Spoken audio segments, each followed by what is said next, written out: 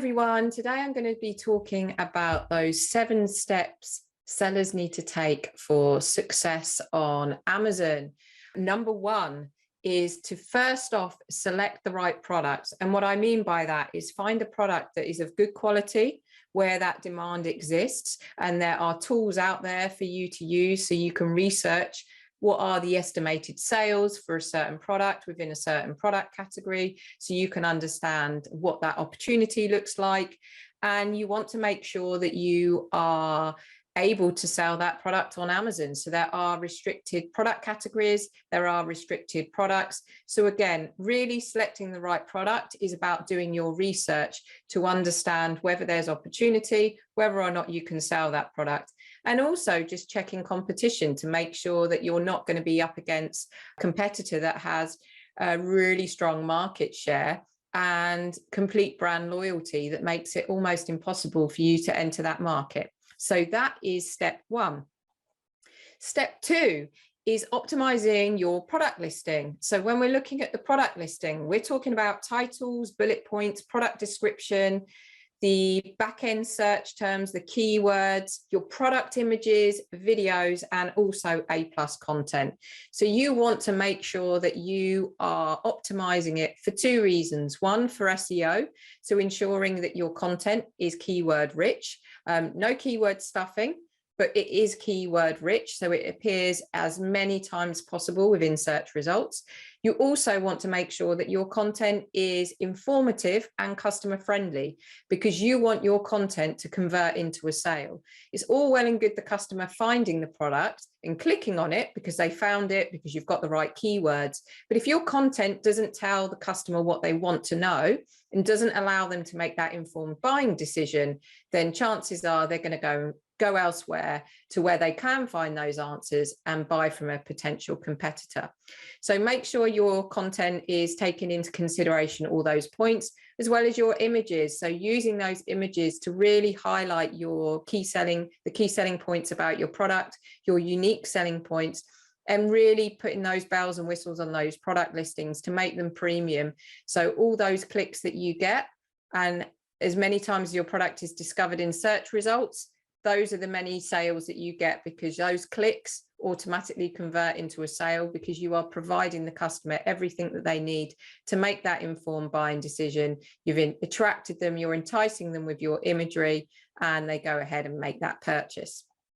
The next point is number 3, is always in stock. And I can't express how important this is, because when your products are in stock, that is when you get that momentum, you get that traction with ads, you start climbing the sales rank, you start appearing on the first page of search results. As soon as you go out of stock, that all drops and you lose that momentum, you lose that placement on the first page of search results, and all that hard work, you've just taken 10 steps back, and you have to do it all over again when the product comes back into stock. So something always to bear in mind, because you want to keep that flywheel turning.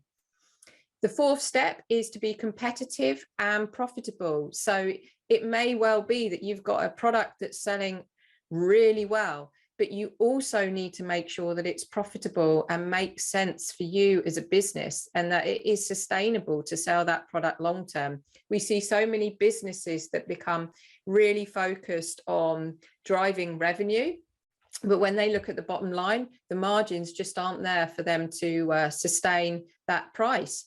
So it is important that you take into consideration your profit. Now, you might be selling the product at a loss whilst you build up that momentum at the start. You get those reviews, you invest a lot more in ads, you do some promotional activity. That's okay. What I'm talking about is what is sustainable long term. And it's also about being competitive. So yes, you could increase your prices to be profitable, but at the same time, what you want to ensure is that your products are competitive at the same time. So it's getting that right balance. And then what we'll look at is step 5. So step 5 is all about getting customer reviews and getting those positive customer reviews. Customer reviews are key. They do influence other customers' buying decisions. So the more reviews you have, the more positive reviews that you have as well, the chances are that's going to help with your overall conversion. And Amazon definitely favors listings with a higher star rating over 3.5, and those with more reviews as well. So look into enrolling in the Vine review program to drive those reviews. But whatever you do when focusing on customer reviews, make sure you are aware of Amazon's terms of service. Last thing that you want to do is get yourself in trouble, get your account or product listing suspended because you didn't follow Amazon's terms of services when it came to managing customer reviews. The sixth step is driving traffic. So you've got your listings up there, you've got all the bells and whistles on your product listings, you've got great reviews, but you need to make sure you have enough eyeballs looking at your product. And that is when it comes into driving traffic. And you can do this internally through Amazon sponsored ads, or you can even do it externally. If you are doing lots of activity within social media, be it on Instagram, Facebook, look at driving traffic to your product listings, even if it's temporarily. That just helps fuel that flywheel and gain more traction on your listings, ranking, etc. And then lastly, step 7 is all about ongoing management. So the whole set it up and leave it approach doesn't work with Amazon. Amazon is constantly evolving. Their policies are constantly changing, their features are constantly changing, and your competitors will be on it and constantly aware of all those changes, and you need to be. So it is about that ongoing management. You know, some of the pages that you did and invested in and the images that you invested in last year might not be so great this year. And it's that constant evolution when it comes to Amazon that you need to be mindful of. So hopefully that helped you in terms of those that are looking to set up on Amazon, or it may be that you have set up on Amazon and you're not gaining that traction. Think about those easy 7 steps to Amazon success.